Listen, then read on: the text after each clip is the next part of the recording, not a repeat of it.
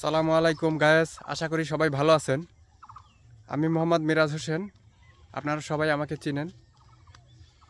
আজকে চলে আসছি মূলত আমাদের গ্রামে বর্তমানে কয়েক রকমের সবজি সিজন চলতেছে। তাই আমাদের গ্রামে আসলে কি কি আছে সবই আপনাদেরকে দেখাবো ইনশাল্লাহ। সাথেই থাকবেন, তাহলে সব কিছু দেখতে পারবেন। এই যে দেখেন, আমাদের গ্রামে প্রচুর পরিমাণ মরিচ গাছ লাগানো হয়েছে। মরিচও মাশাআল্লাহ আলহামদুলিল্লাহ অনেক ধরেছে মানুষের কাছে। এই যে দেখেন, এই যে প্রচুর পরিমাণ মরিচ ধরেছে।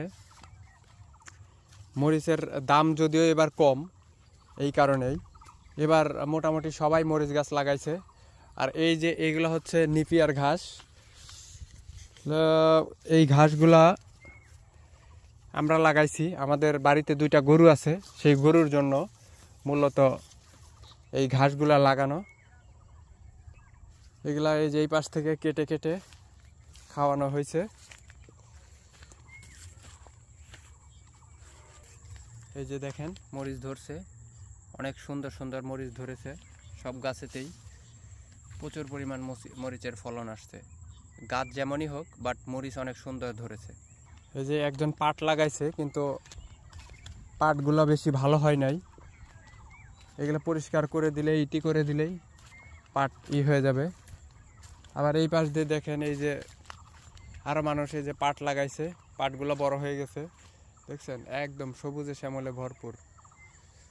পাটগুলো বড় হয়ে গেছে। এই যে এইখান দিয়ে আবার মরিচ গাছ লাগাইছে, অনেক সুন্দর।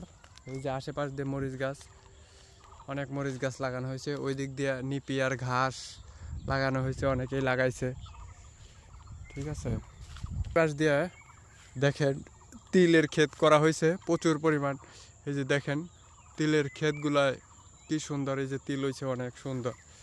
এই যে তিল দেখেন, তিলের বীজগুলা মোটামুটি ভালো হয়েছে, অনেক সুন্দর।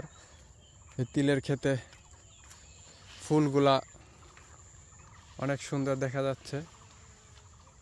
এই রকমভাবে তিলের থেকে ফুল নিয়ে আমরা মধু খেতাম।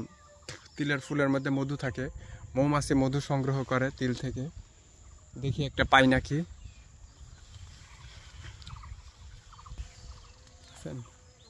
এই যে দেখেন মৌমাছি, এই যে এই যে এই যে এই যে এই যে এই যে মৌমাছি তিল থেকে মধু সংগ্রহ করতেছে, দেখছেন?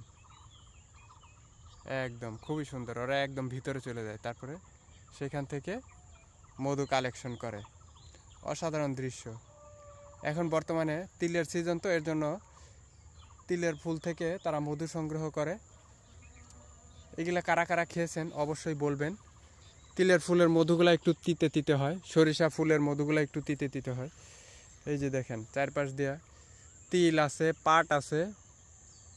বর্তমানে এছাড়া আর তেমন কোনো কিছু নাই। তিলের ক্ষেত আছে, পাটের ক্ষেত আছে, আর হলো মরিচের ক্ষেত। আর আশেপাশ দিয়ে নিপিয়ার ঘাস লাগানো আছে। এই হলো আমাদের গ্রামের অবস্থা। একদম চারপাশে যা দেখবেন এই বেশিরভাগই এই তিল পাট আর মরিচ গাছ। আলহামদুলিল্লাহ, সবার জন্য অনেক অনেক শুভকামনা রইল। আমার জন্য দোয়া করবেন, সাথেই থাকবেন মিরাজ অন ফায়ারের।